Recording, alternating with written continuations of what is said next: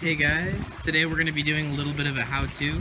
So essentially we recently had a fire and we had to evacuate this whole area, which means that the pool turned into a black mess. And when we got back we had to drain it completely and completely pressure wash and clean all the sides. The other problem that you're going to run into if you haven't had your pool on in a while and it had a lot of nasty debris in it is that the filter pumps aren't going to work. Since we've already filled the pool up with water, we can't go back and clean out those pumps. So what we did was we took a pressure washer, we came in here and we put the pressure washer in the line. What that did is it pushed all the gunk out of those filter drains to the bottom, and that's going to allow our vacuum to suck them up. So when you first turn on the filter pump after there's been a bunch of gunk and you haven't had your pool in forever, it's not gonna prime well, and there's not gonna be a lot of water in there. So you're gonna want to pressure wash we pressure washed into there, we pressure washed in here, we pressure washed in the jacuzzi drain, and we, if you can, before the pool is filled up with water, you want to pressure wash in those drains. Now as you can see, it's running perfect. So pressure washing is a huge key to fixing the pool after it hasn't been working for a long time. And the next thing that I'm going to show you here is this pump here. This pump was seized, this pump here, and let me show you on the breaker what happened. So since that waterfall pump seized up, basically it rusted together and it tripped the waterfall feature pump breaker. But now, as you can see, it's working when we turn it on. Right now it's a little dirty, so we're going to clean it out. But I'm going to show you how we got it working. It's actually really easy. As you can see, this pump is really old. And it seized up basically the breaker over here. If you look at this breaker right here, it was tripped. So the breaker was in the center position, indicating that there was a short or it's tripped. Basically what happened is this pump tried to spin, and since it was seized, it overloaded and tripped the breaker.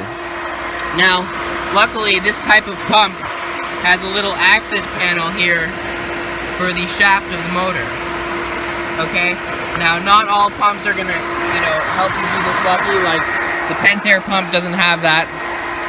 So if your pump doesn't work for any reason and you turn it on, mine wasn't making any noise when it was turned on and applied power because it was just completely seized.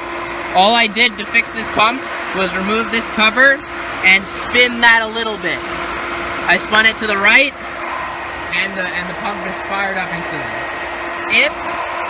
If you do not have that little access panel there, what you're going to want to do is you're going to want to unscrew all of these screws here, and then once you unscrew all of those screws on each side, you'll be able to get to the impeller.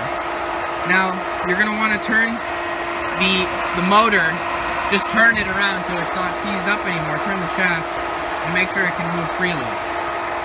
This is 99% of the reason why these pumps go bad, is because they get seized up, and it's a really easy fix. All you have to do is turn the motor by hand, and maybe lubricate it a little bit with some WD-40, and that's it. That's it. And this is how you get a pool working after not having it run for a long time. The last thing is, if you have a sand filter, you're going to want to rinse and backwash. So as you can see, there's a rinse function here and a backwash function. Now you're going to ask me, how do you do that when the system doesn't even allow the pump to suck water through? So for example, when you first start it up and you're trying to backwash all of the bad water out of the sand filter here, and when I backwashed it, my pool was black, the water coming out of here was brown. So if there's no water coming into the pump, you're not going to be able to backwash. So what you have to do is you have to first clear out your jacuzzi drains and suck some water into that pump there. And then once you suck that water into the pump, you can backwash with the jacuzzi water.